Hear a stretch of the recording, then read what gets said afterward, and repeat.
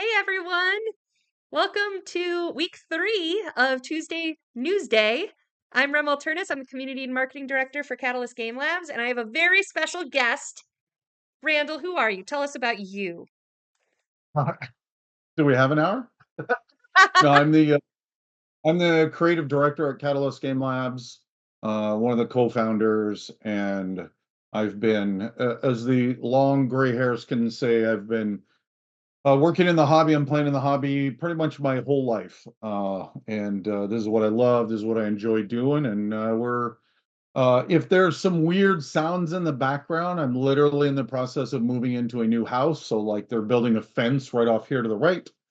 So if you hear some weirdness, apologies for that. I literally had to run out and buy a 150-foot Ethernet cable so I could have stable internet for this because I hadn't quite got the internet stable. So, Just think, but I'm here and I'm ready to answer questions. I don't think the future is long away where we'll have to explain to our audience what an Ethernet cable is. Oh, that is true. In fact, I would think most here know exactly what an Ethernet cable is, but yeah. And I love that even though the fence isn't up yet and you spent the whole weekend moving in, your shelves are up behind you. You've got some of your favorite BattleTech stuff there right behind you. We can do a slight pan to some more. Oh, that's here. We're gonna hopefully not be too bouncy. You can see down the length of the game room and all the glorious BattleTech. Awesome. Another game, obviously. Yeah. Big Well, giant nerd who's been in a long time. So heck yeah. Well, thank you guys for joining us. We're very excited. We have a big announcement today. I know I personally have been like, there's two announcements that we weren't able to make at PAX Unplugged that I've just been dying to share with you guys. But I'm going to give the honors to Randall. He's done a lot of hard work to initiate this and pull this off. Randall, what is coming this year? in fact, we can kind of do it. What's So that? Dragonfire, so as I say in the announcement that we'll be going live shortly, obviously BattleTech will always be my one true love. In fact, some of my friends were immediately going Portera, and I'm like, she knew the mistress I had when she married me. So, but BattleTech's always going to be my one true love. But Dragonfire, which is the deck building game that we created a couple years ago based on Crossfire, which was the original the Shadowrun one, was one of the hallmarks of my entire development career. I had so much fun developing that game with primarily with Lauren and Jay, and I love it to death. Unfortunately, I gave my poor wife Tara almost, she almost twitches whenever a Dragonfire comes up, because at the end there was, you know, weeks of 18-hour days of very opinionated people yelling at each other, trying to get this game across the finish line, but I can still pull it out and play it anytime. I love it to death. And we have wanted to go, what's the next thing? We got to do it as Dungeons and Dragons. I still giggle when I think about the fact that I got to have my name associated with Dungeons and Dragons. Um, we have been looking everywhere. Like I have a whole spreadsheet of proposals that I can't share of the different companies that we've gone to for things that we think would be amazing for this engine. And strangely enough, we were at Gen Con. I'm just getting into a little into the backstory now. Right. Uh, This is the so foreplay part of the yeah, announcement. exactly. So I'm at Gen Con, or we're at Gen Con, and it's like almost midnight Sunday night after Teardown when we should all be going to bed. And what do we do? Of course, we sit down to play Cthulhu Wars. And we're all talking, and of course, we business will always come up, no matter what happens when we're together. And so we start talking, and of course, we start talking Dragonfire. We start talking what's the next thing that we could do, and then Bryn's like, have we talking to Paizo? Like, Pathfinder's the second biggest fantasy role-playing game that there exists, if not the second biggest role-playing game that exists. We're all like, ah. So literally the next morning, I am sitting in the lobby waiting for to go back to do some more work, and Mike Webb from Paizo walks by, and I've known Mike Webb for years and years. Awesome guy. And I'm like, hey, can I ask you a question? What would Paizo be interested in this? And he's like, oh, I think they absolutely would. Let me give you the contact info. And I literally sent an email out off my phone, and within just a couple of months, we had a contract. It's I think the fastest we have ever had a contract. So we are going to be publishing RUNEFIRE, which is a Pathfinder skinned version of Dragonfire. I'm And showing, I'm making uninvisible the picture. This is a mock-up, so this isn't the final art of the box, but you guys can yes, see the mock-up we have. yeah, if there's any uh Pathfinder fans who will be listening to this, Wayne Reynolds, who is their number one artist, who's done, you know, almost every cover that they have, it seems like, um, has agreed to do our cover. So we're going to be getting an original Wayne Reynolds piece for this box. It'll be launching later this year through crowdfunding, which, as we always explain when people ask about that, for us, it's about the marketing. There is no better marketing mechanism than Kickstarter for focusing interest and for channeling people who want to jump in on a cool, exciting thing.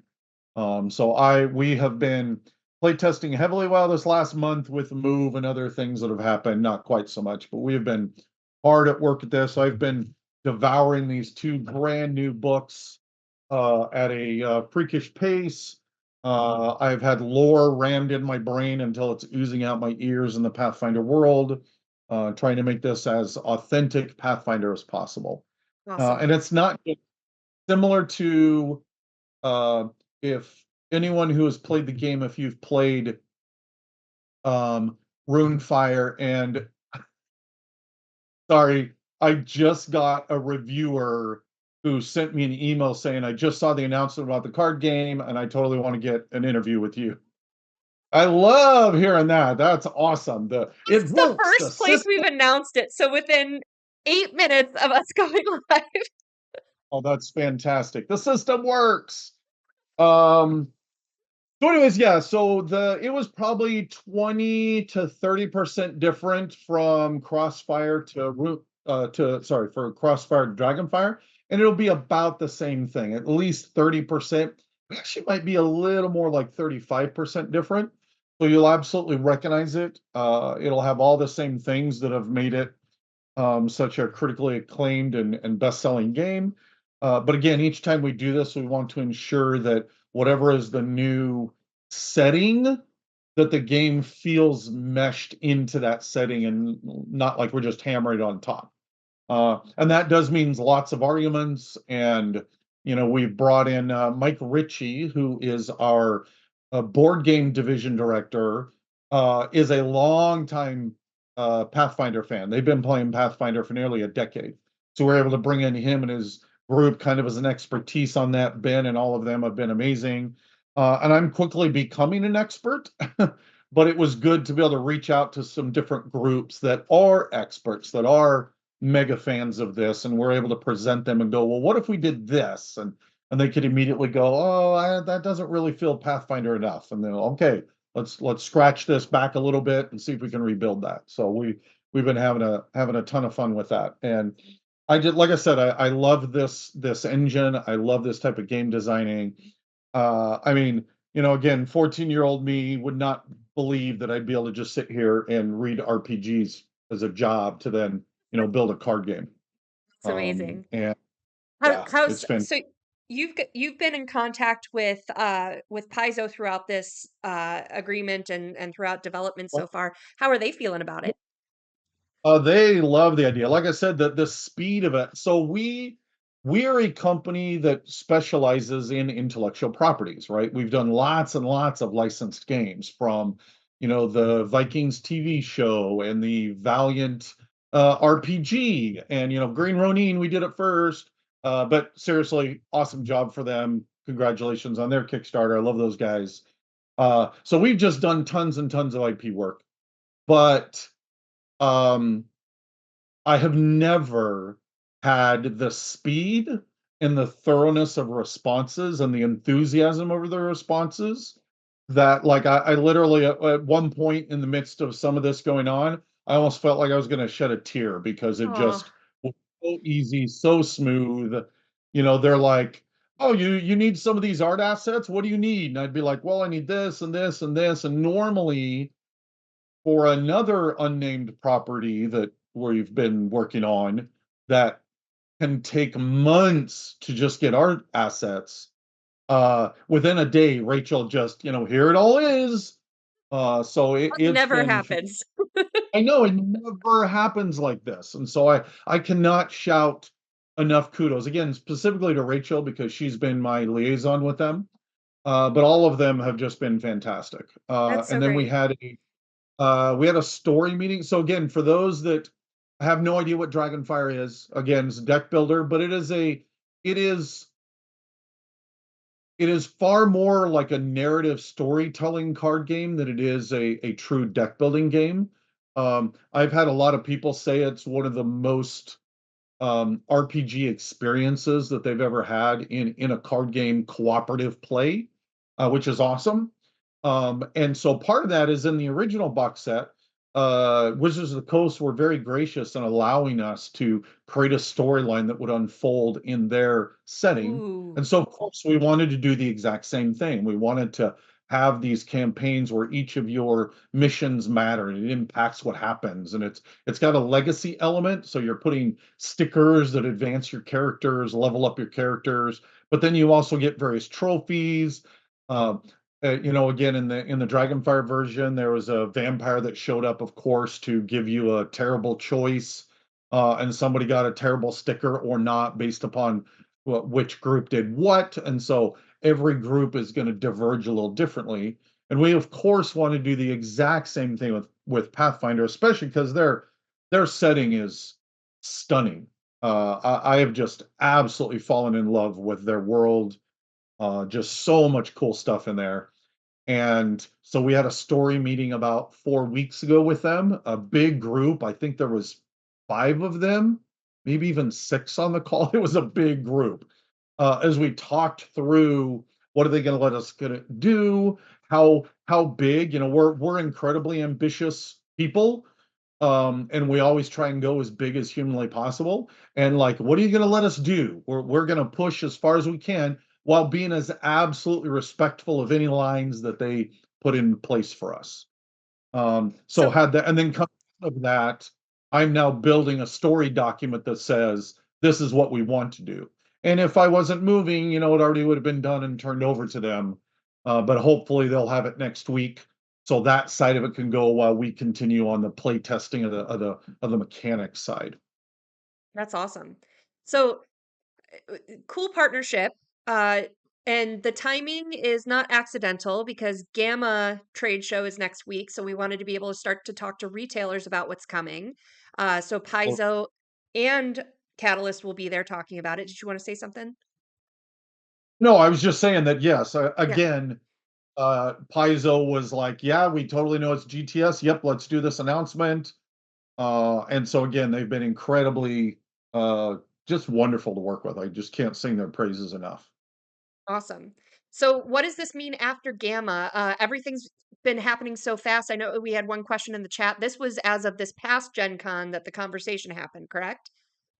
Yeah, yeah, And this we've was been like, moving that yeah. fast. So when can we expect the Kickstarter and when do you expect it to come to distribution?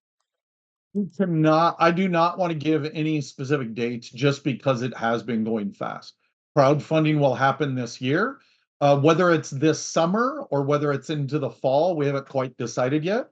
There's a couple of key factors that we have to decide on here very quickly. I would say within maybe maximum of 2 months, we will know if it's going to be summer, and we will get a Kickstarter backer kit page up and be blasting that out everywhere. And then usually it's going to be, a year from when the Kickstarter is to the delivery.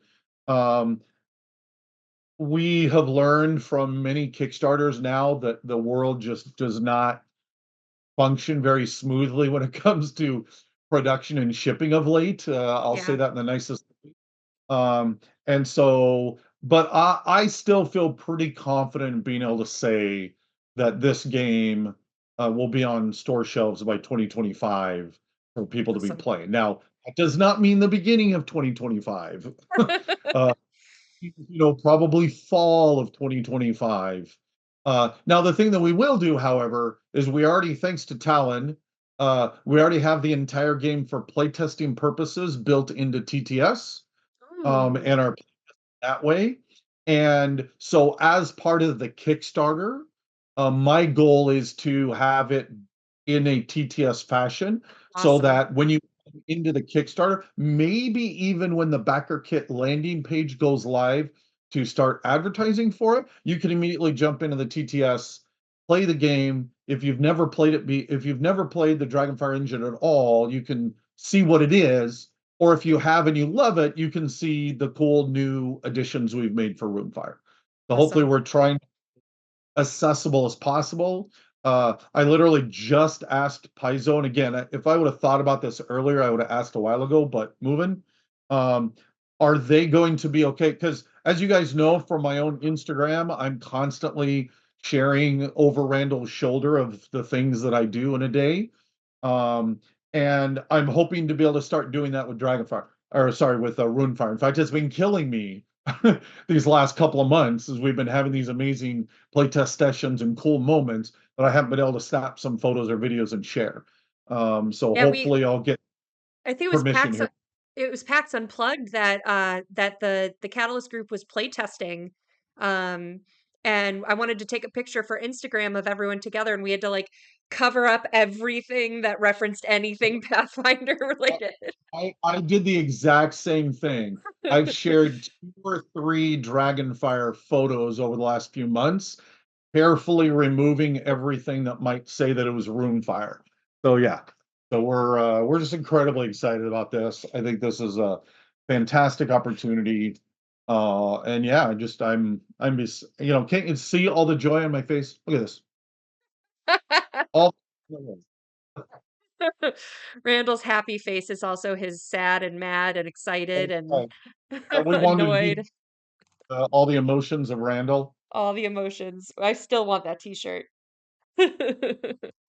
Well, we have more to talk about today. So as we have more RuneFire news, you will hear it on our socials. You'll hear it here on Tuesday Newsday. So please like and subscribe. But in the meantime, we have some other things that we want to talk about too. So Randall, I'm going to skip because you are your love of BattleTech is just palpable. So I want to talk about some of the 40th anniversary stuff coming. When do we plan to see the Starleague Command Lance, the 40th anniversary covers, and the BattleTech Universe book? Well, I mean, I see it right here. Promise. I mean, Yeah, I know. sharing is caring. I, I'm a terrible tease when it comes to that, and I totally know it. No, all of these are on a ship. They've been on a ship for already like 2 or 3 weeks. Um, Again, we can't really say for certain. I mean, because for example, we just had a discussion as a company about how the Panama Canal is having issues with shipping through and the Yeah. delays that are happening there. So, just worldwide trade is really still struggling. That being said, we hope that we will have it released by the end of March, because I am desperately hoping we have this all on sale at AdeptiCon, which is right at the end of March, and then heading out to people. Yeah. And so, yeah, for those that may have not seen it yet, we are doing these new 40th anniversary covers, just kind of I'll as a celebration. I have the art here. I'm going to cover us up real quick so that people can see the art on screen. So they can hear us, Randall, but they can't see our faces at the moment. That's okay. BattleTech first. So, So to be clear, since often we get this question, for the beginner box, the only change is the art. So if you don't really care about new art, then you do not need to get this new box. It's not like when we did the last kind of mercenaries themed one where we rotated in the Vindicator. Same box. We just wanted a celebratory 40th anniversary cover, and also to give a chance for Anthony Scroggins, who has led the 3D STL redesigns all of these years, and give him a chance to have his art on the cover. For the Game of Armored Combat, the only change is we added a small Ill-Clan era primer, a 4-page primer, a little sheet of how to use advanced rules, and then 8 record sheets from the Ill-Clan era of the mechs in a Game of Armored Combat. And that way, for those that are wanting to just go straight into the Ill-Clan era, this is still the best box to start into the game. But then they get that just enough of an understanding that they can feel confident and go grab Tamar Rising or any of the Ill-Clan era materials. Awesome. And then Star League pack, we did something pretty controversial. The internet let us know how controversial it was. We did a pre-paint on the Orion. I think I was, you know what? I think with everything that's happened, I didn't actually get to the photos, and I apologize because I said I would, and hopefully by the end of next week, I will get really good photos of it. I am incredibly pleased with the quality of this. It is Good. not the pre-painted out there. I still think the original Star Wars miniatures, particularly their Armada, is probably the best pre-paints that have ever existed. Maybe Ares, World War I and World War II planes might at least be equals. So it's certainly not that, but I'm still very happy with what it is, particularly when you have the price, the overall box. So we're excited about that. We have 3 more of these coming. The second one's already starting molding. And again, it'll be 4 mechs. That actually has a objective vehicle in it. The Mobile HQ, I believe it is, and then one of the mechs will be painted. So lot Awesome. of coolness.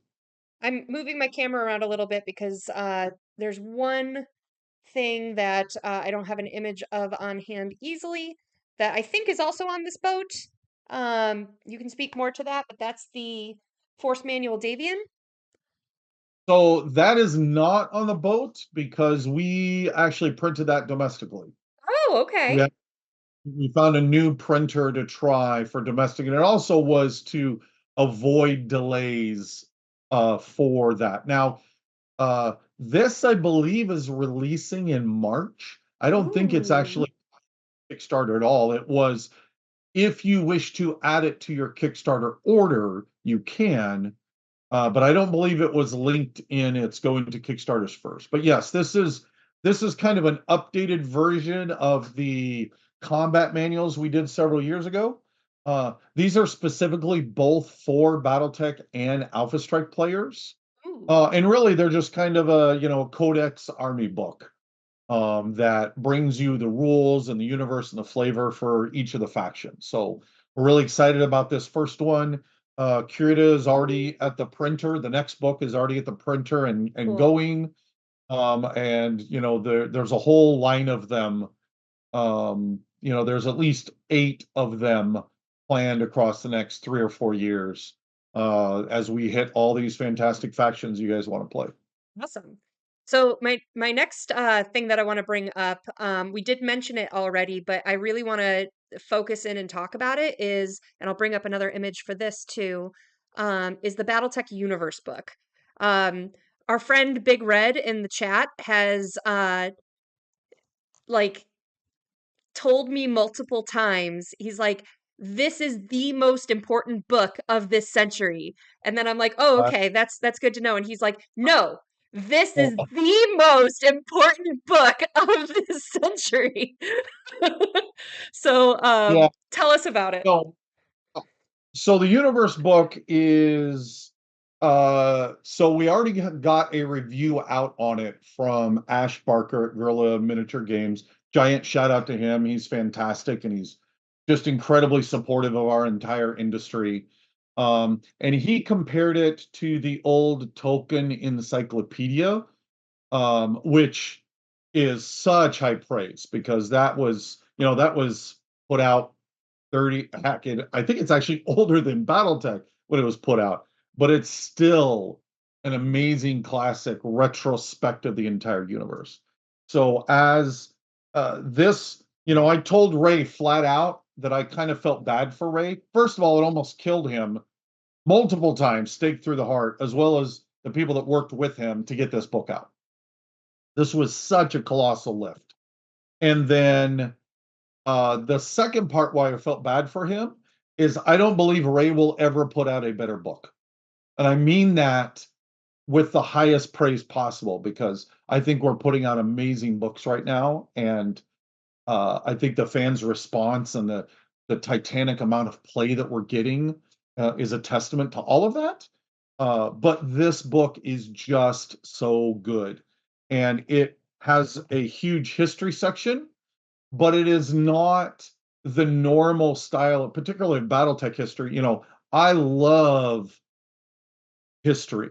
I love big, thick source books, but most of our source books are, you know, 800, 900 words crammed onto a page and almost no art, and it just goes on and on.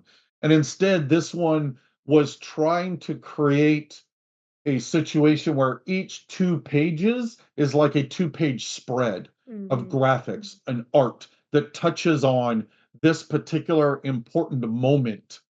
When the task pathfinder launches, 2-page spread on that and a little sidebar, and then you rotate it over and it's the founding of the Terran hegemony and a 2-page spread. And so obviously I think plenty of fans will grab this and read it cover to cover, but it's also really designed to just kind of flip to any section and look at a 2-page spread and see art that calls to you and go, ooh, what's this? And then on those 2 pages, it will tell you what those 2 pages represent. It's got more art is crammed in this than almost any book I can think of. And then after that history, big old long history stretching from, the beginning all the way up to the modern era, there's then a section on the factions. And these ones are still 2-page spreads, but you're still getting about 6 pages per faction. But again, it gives it just really fast, smooth ease into why would I want to do this faction? Why is this faction cool? Why would I want to play this faction? So it goes through the houses, goes through the clans, goes through the periphery, and of course the mercenaries. It's And awesome. what the importance of this, again, Ash Barker said it perfectly in the end of his review, is that if somebody goes, hey, I want to get into BattleTech, it's easy to go, oh, well, you grab this box set. Okay.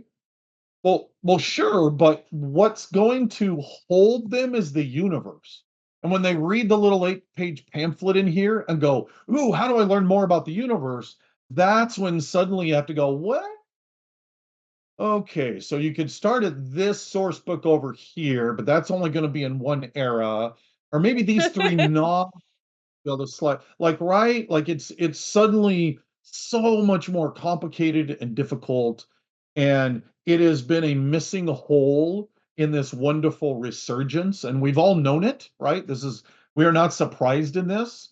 But this not only fills that hole, but it fills it in a way that is just so much cooler and bigger and better than I think even Ray is surprised at the end of the day at how amazing this is, right? That's awesome. Like Yeah, it's Ray is actually here with us in the chat, so we should if you can type in a thanks, Ray, I I because can't I he really can't did an thank amazing Ray job. because he and Aaron and all the team that worked on this just absolutely killed themselves.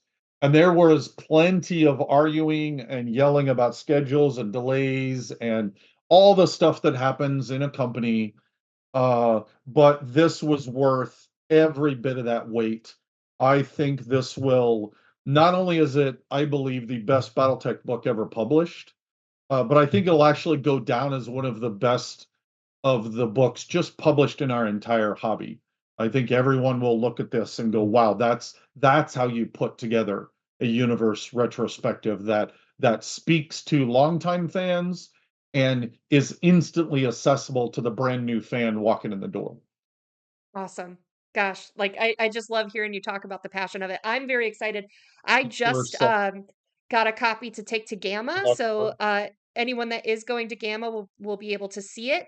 Um but I'm personally excited to finally get it to take a look at it as one of those new players that's come in and started to pick up pieces and parts, but 40 years of lore is daunting. It's overwhelming, and the amount of books, source books, fiction, everything. It's so much. So I'm really looking forward to diving into this. Thank you all for making this happen. All right. Anything else you want to share before I move on, Randall? just the for the premium presenter Marshall edition, as I've joked, this is what happens when Randall doesn't really have a budget. And so I don't know if you can hear it, but I do this every time. In fact, when I do it, my son calls me a nerd, but let's see if we can still hear it.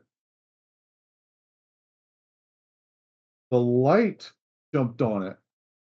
Total failure. Ah, I, w- I wonder if I actually did it so many times. So it normally does the MechWarrior 2 intro. Um, but I think I may have opened it so many times I may have caused it an issue. That's hilarious. But the Presenter Marshall Edition box, not only is it fantastic for the box itself and what we did with the universe, but it also then has the remembrance book in it that is this retrospective of 50 plus. Sorry, Bren picks it up and it worked just fine. What the heck, people? Randall just sucks at this. it's not picking it up. Oh, bummer. Yeah, suddenly it like that's funny. Anyways, the Remembrance retrospective has like 50 plus developers, authors, artists, presidents, designers, like everything you can imagine. And they're from the very beginning, and Jordan Wiseman, the creator, with Ross Babcock, all the way up to Ray and I. And it is uh it's like an encapsulation of the history. And so I don't know if a brand new player will get much out of it, but for a long time player, like I kid you not, Ray and I shed tears reading some of these descriptions of where these people were at in their lives and what BattleTech meant to them as they got to contribute to this amazing experience. I disagree. I think that even as a new player, like seeing gamers and artists and creators and developers be that utterly passionate about it, even after years having stepped away and not worked on it in that time, like that to me sells it where it matters that much to that many people. Like everyone has their D&D story, right? Of what D&D has meant to them and stuff like that. And this is the same. And I love hearing those stories. Awesome. Awesome. All right. So that is our BattleTech news. More about all of that each week, and as we get more information. What was that? Did you say something? I am going to say one thing, Sure. and I didn't think I was going to say it, but I will say it, that there should be a surprise force pack, sorry, a salvage pack at Adepticon. And I'm not going to Oh, say what it is. It has nothing to do with the Kickstarter. This is a whole other thing, but there will be something that you guys have never seen before at Adepticon. And of course, the moment it's at Adepticon, it'll be heading out to stores. that's awesome. So Oh, stop on by. Also, I should have the patches by then, or the ooh, come shake my hand and get a patch celebrating 40th anniversary, the Operation Reunification. So please stop by, shake my hand. I can't wait to get out into conventions and meet all of you that make all this worthwhile. awesome. Um, that's great. Thank you so much, Randall. A couple of quick updates for you guys. Um, We do for Shadowrun have a book release next week.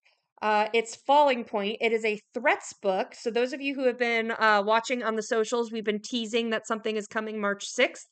That is Falling Point. So you'll have 10 new people and corporations to throw at your players to cause them all kinds of havoc. Then we've got the other thing I have, I'm cross-referencing like 3 places, like every week. There is also a Shadowrun audiobook coming soon. It is called Nothing Personal by Olivier Gagnon, and it's narrated by Ryan H. Reed, and it's a novella based off of the Johnson's perspective, Mr. Johnson's perspective, and the narrator does such a good job. I'm listening to this, and he's such a nice guy, and I'm like, I kind of hate you to the fact, like, he does such a good job with it. So check that out. It's coming to we're waiting on Amazon to just accept the files, and then it'll be up any time now. So looking forward to that.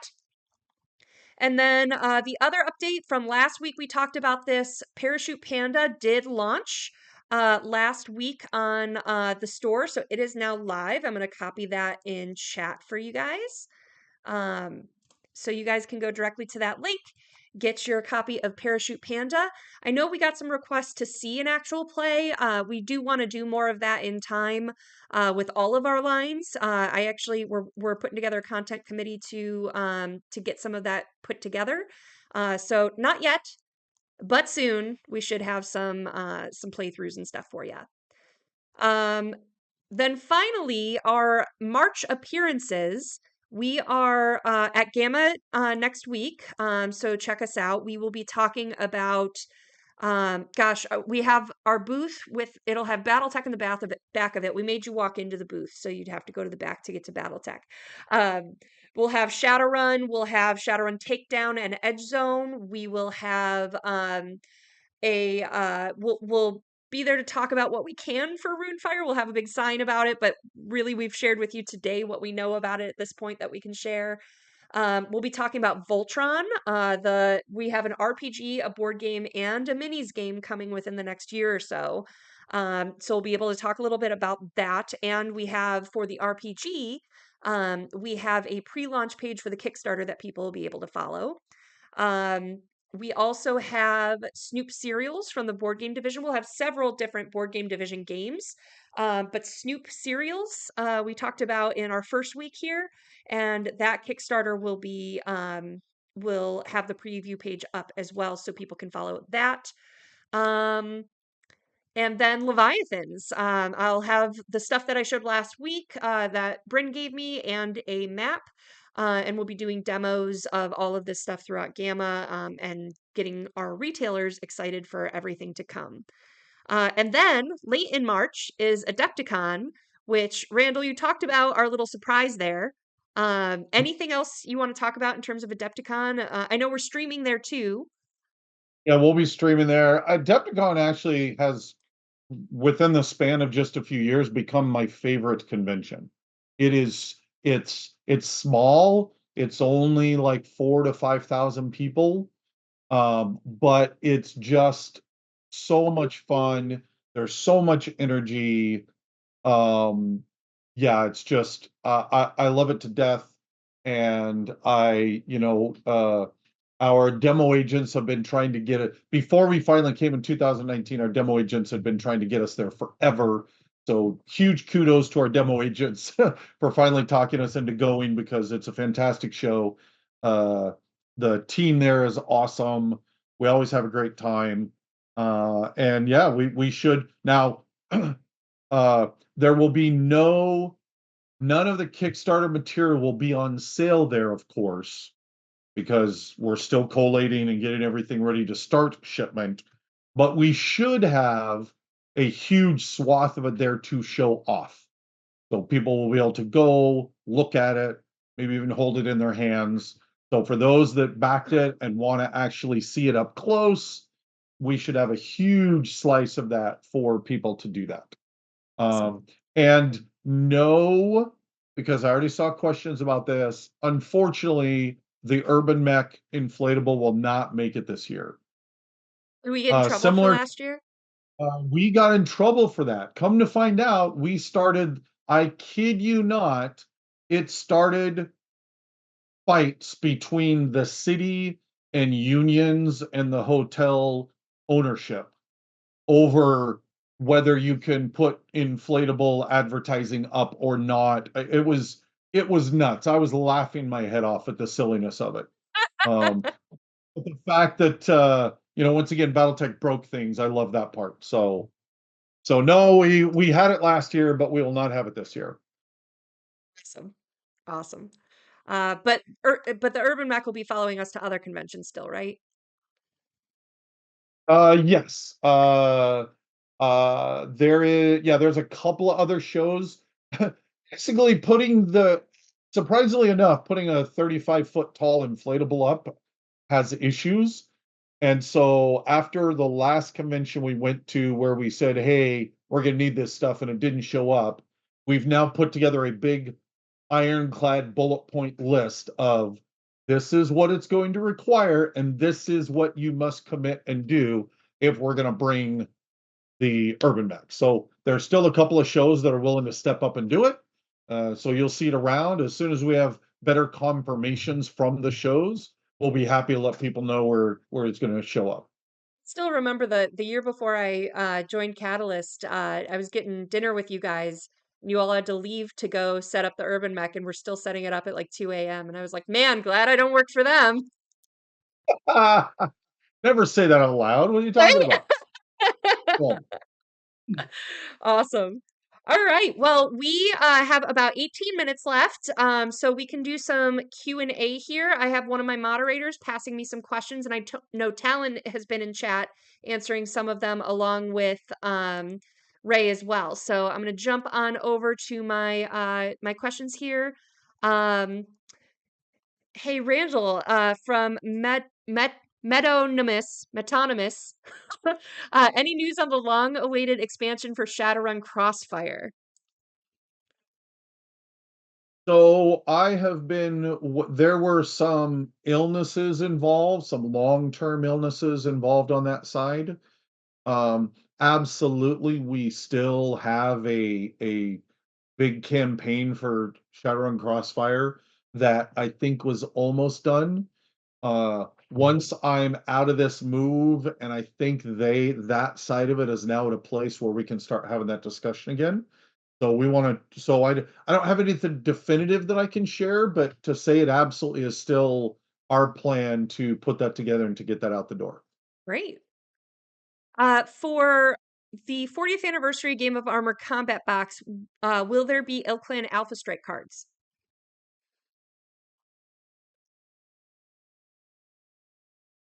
I can't quite remember if we thought to do that or not. So I will take a quick little peek. Awesome. Look, you can get all Because the answers right here. We're making him jump. for me, this was done 3 months ago, right? Like this was done a long time ago from my side of things. I don't blame you. I had someone ask me a question about if a certain topic came up in the Leviathans chat I had last week with Bryn, and I was like, I don't remember. Like it's so blurred So at I this point. think, so I think,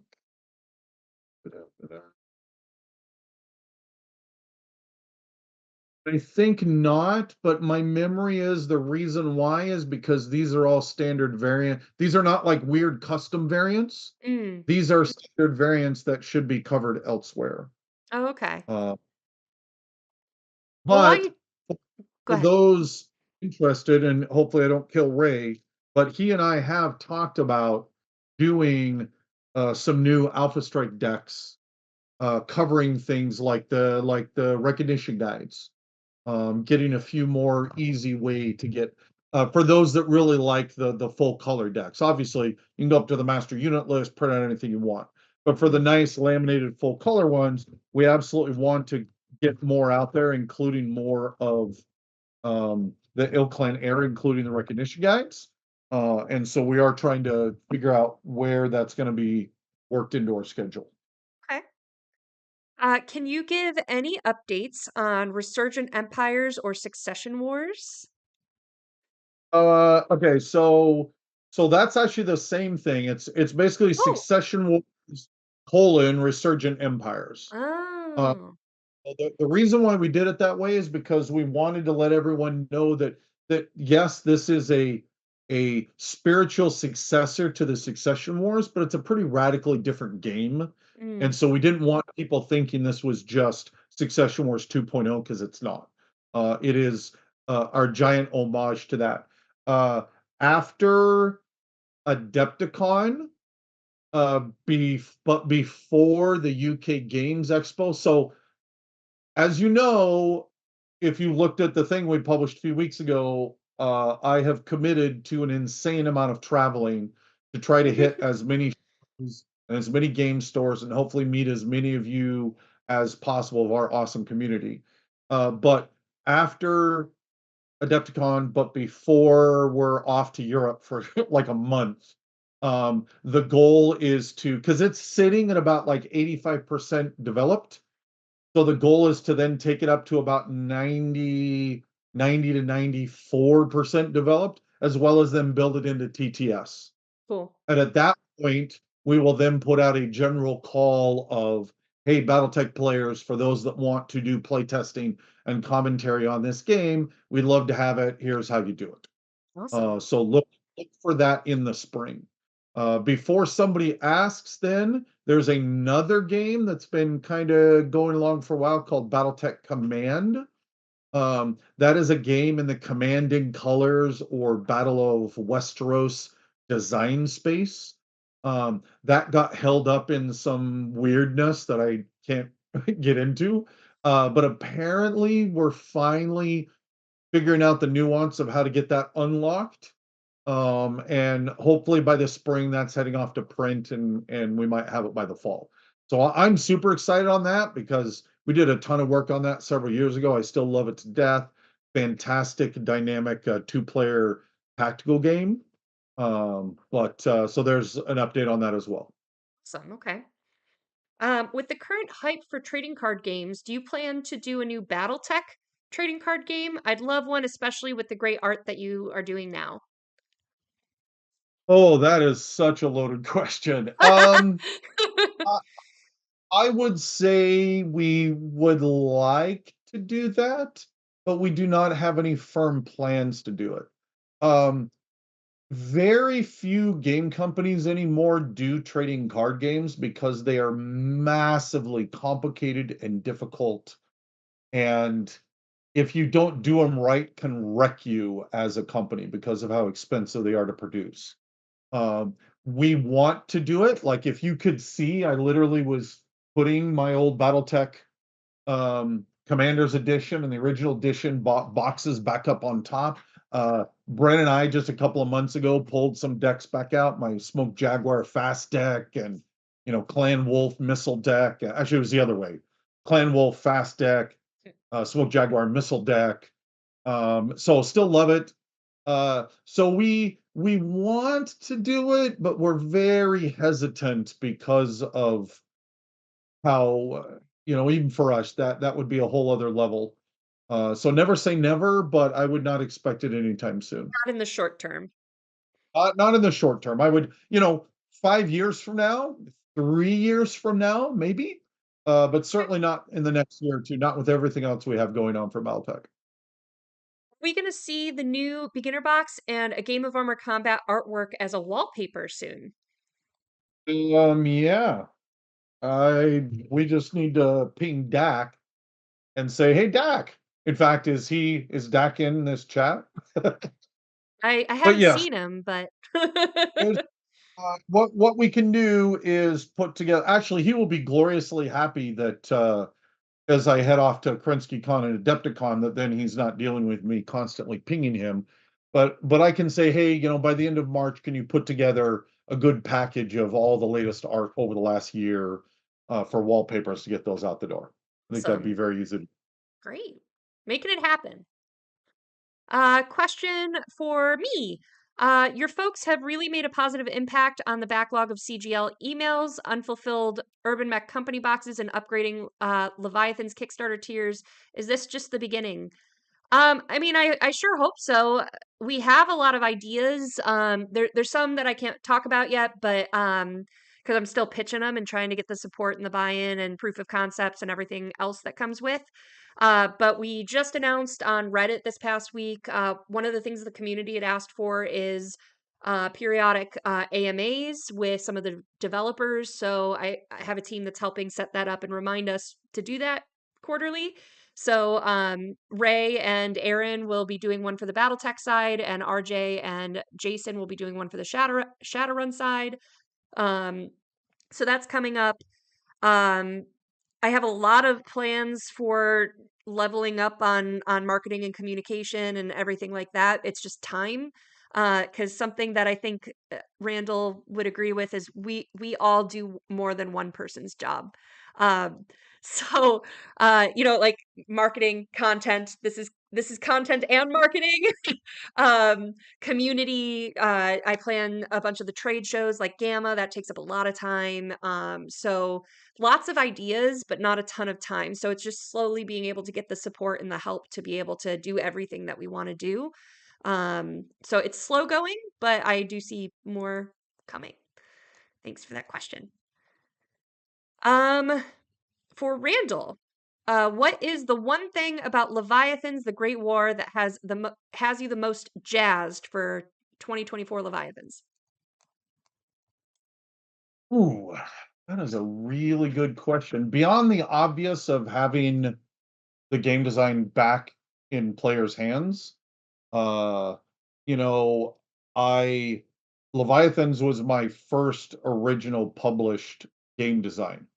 And Ooh, so, yeah, to the fact that I am sure there will be lots of emotions as I hold the box in my hand and realize again, huge shout out that the only reason we're bringing it back is because for a decade we would go to conventions and there would be a whole group of wonderful community members who would come up to me and say, "Hey, is this the year Leviathans is coming back?" And I'd be like, "Nope, not this year." And they're like, "Okay, I'll ask you next year." And so again, I cannot thank that community enough for helping bring it back. awesome. Um, I think the thing that I'm most excited about though is the other elements that Bryn and his team have brought into the game to make it a little more um modern tabletop miniature style, so that I'm building a fleet, you're building a fleet, and I can have my admiral cards or some tactics cards, and I can throw some artillery out there or bring some airplanes in. That those elements that allow you to quickly build cool competitive gameplay, I'm hoping to see that on tables. And I think that's one of the things I'm most excited about. Either that or the um, giant model of the. Oh my gosh, Bryn is giving me a dirty look because how in the world could I have forgotten about that? He's not even going to tell me to. No, You're totally not. on the spot Uh, on the international interwebs, and Bryn's like, anyways, sit on it. totally drunk. Anyways, there's a cool giant new fort, something fort. Almost there. Zeppelin Fort. No. Oh my gosh. Ah, It's what? The Hindenburg Fort, Oh, which is this giant cool fort. And like I want a model of that super bad. It's a floating fort ooh, that you can have then as a central piece on your table that then the ships will be moving around and fighting amongst. Yeah, I can't wait to have that model on my table. Oh, I awesome. can't believe it. So All terrible. right. Will the Star League Force packs be Barnes and Noble exclusives, or will they go to distributors? Oh, no, they're straight distributors. They have nothing to do with Barnes and Noble. We have a new Barnes and Noble Force Pack coming for the second half of the year, a McCarran's Armored Combat Force Pack. But no, all the Star Leagues are just regular Force Packs. We are moving. We still want to support the stores like Barnes and Noble because we can tell by the sales that those exclusives worked incredibly well for them.